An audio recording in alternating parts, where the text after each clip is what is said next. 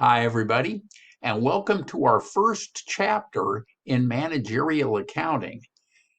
This follows chapters 1 through 13 of financial accounting. And so, chapter 14 is our first chapter.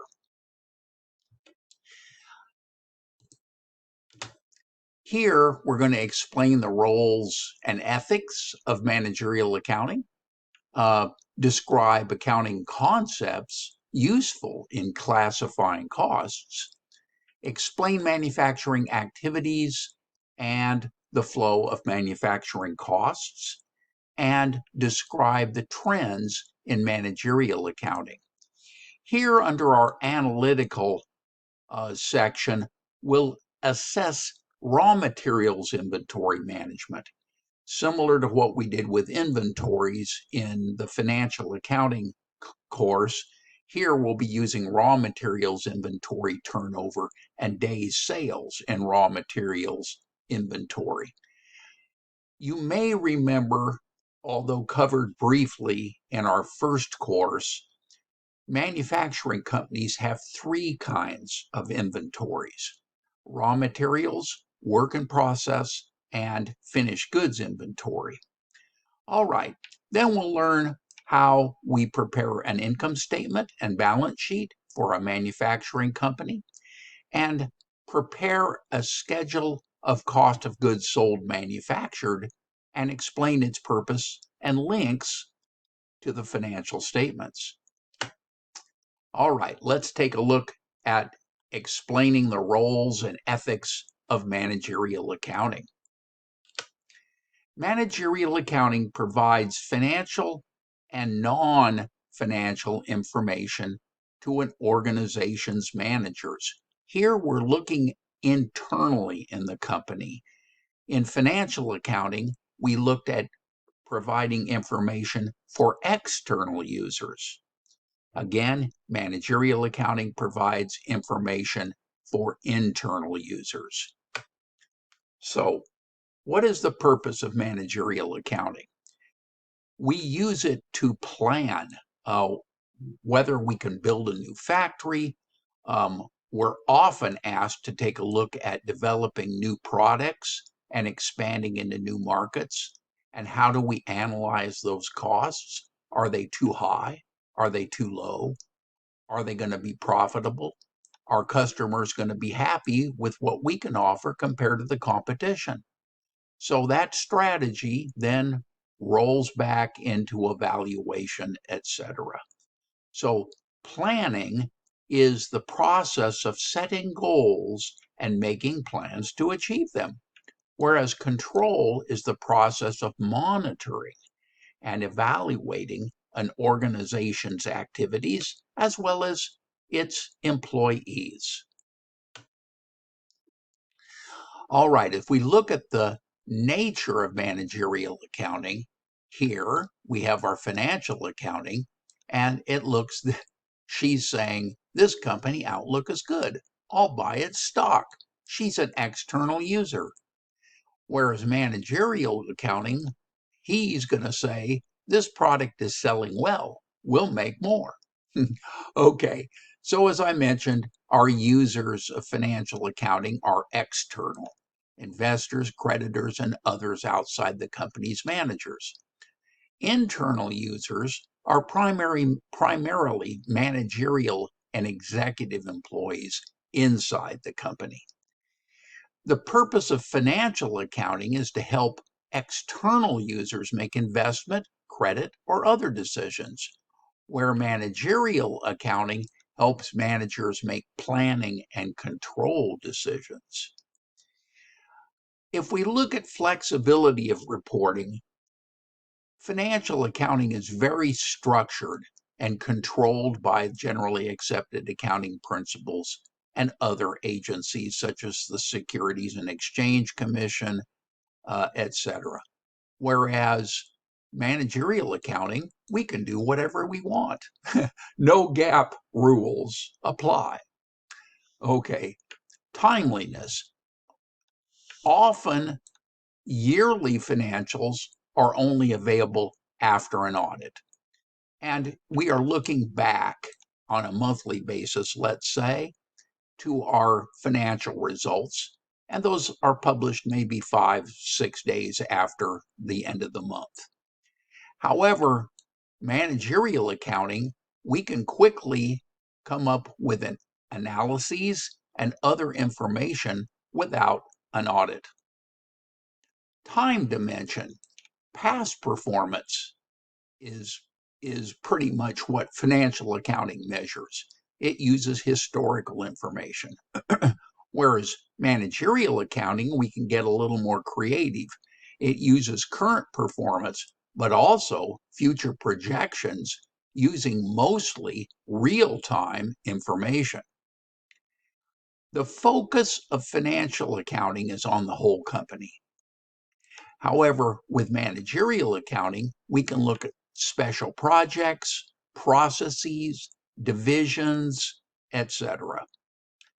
And the nature of financial accounting includes only monetary information, whereas managerial accounting certainly does include monetary information, but there's some non-monetary assessments of risk and perhaps other impacts on our people and our labor force, et cetera, et cetera.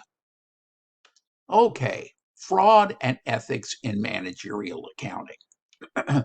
Here, fraud affects all business, and it can be very costly. The Association of Certified Fraud Examiners estimates the average U.S. business loses 5% of its annual revenues to fraud. That's a hellaciously large number. Consequently, an internal control system is used to combat that with a system of procedures that management use to 1, ensure reliable accounting, 2, protect our assets, 3, uphold our company policies so that they are done always and consistently. And then if all 3 of those items are done, number 4, it will promote efficient operations. Everyone will know what to do and when to do it, and the organization will run smoothly that way, hopefully. Okay, the Institute of Management Accountants, the IMA, requires that management accountants be competent, maintain confidentiality, act with integrity, and communicate information in a fair and credible manner. Career paths. There are several with managerial accounting, as there was, of course, with financial accounting. I, for one, have never seen the market so hot for accounting people as it is right now. Some really, really good salaries and opportunities to do well in this area. And it can be used in many careers. The marketing staff needs sales and cost data to decide which products to promote, especially cost data, as they would normally project sales. Management needs sales force details to evaluate performance of their salespeople. Entrepreneurs use costs, budgets, and financial statements to predict how they can build their business into a more profitable and prosperous company. Decision makers in both for-profit and nonprofit organizations use accounting data to make informed decisions and secure financing from donors. And I served as the finance person for the largest nonprofit in Orange County, and I can assure you that budgets and cost data is probably even more important for nonprofit organizations than it is for for-profits, although I have served in Fortune 500 companies as well. And you can see here some of the annual salaries. These are probably a shade out of date by now, but chief financial officers earn a pretty hefty salary of $290,000, controllers $180,000, a division controller $130,000, general manager $105,000, and then mid to entry level financial analysts and senior accountants maybe at $85,000, while staff accountants come in at $60,000. These numbers are maybe a little bit light. I've had a couple of my students start at $80,000. Okay. The accounting concepts that are useful in classifying costs we'll take a look at describing in this next learning objective. Here, very important definitions. We have direct and indirect costs. Direct costs can cost effectively be traceable to a cost object. You will see this very clearly in the next few chapters. Indirect costs cannot be cost effectively traced to a cost object. So what are those direct costs? If I'm making a bicycle, the direct costs would be tires, seats, handlebars, cables, the wages of the people assembling the bicycles, its frames, chains, brakes, pedals, and the benefits of the assembly people that directly make that bicycle. Whereas the indirect costs would be the factory accounting staff, the factory administration, rent on the building, the factory manager's salary, heat and light and other utilities, factory insurance, and of course depreciation on the factory equipment. Okay, very important concept here. Direct materials, that's going to be a direct cost. Okay, these direct materials costs are costs for the direct materials that can be cost effectively traced through the manufacturing process to the finished goods. So in this example of making a bicycle, we have our tires, seats, frames, pedals, brakes, cables, etc. Direct labor costs are the wages and salaries for direct labor that are cost effectively traced through the manufacturing process to finished goods.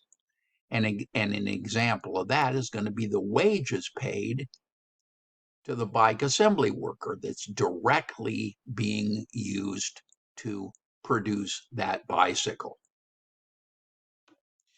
And factory overhead consists of all manufacturing costs that are not direct materials or direct labor and cannot be cost effectively traced to finished goods. And that's going to be indirect labor, such as maintenance workers. We have indirect materials, which are screws, nuts, staples, lubricants, those kinds of things. And then indirect other costs would be your factory utility costs, water, power, gas, that kind of thing. Okay, so another important definition here, our prime costs are direct material and direct labor, whereas our conversion costs are direct labor and factory overhead. And we combine these manufacturing costs as we show on this diagram. This looks like a good place for us to stop this video. And when we return, we'll take a look at manufacturing costs. Until that time, bye for now.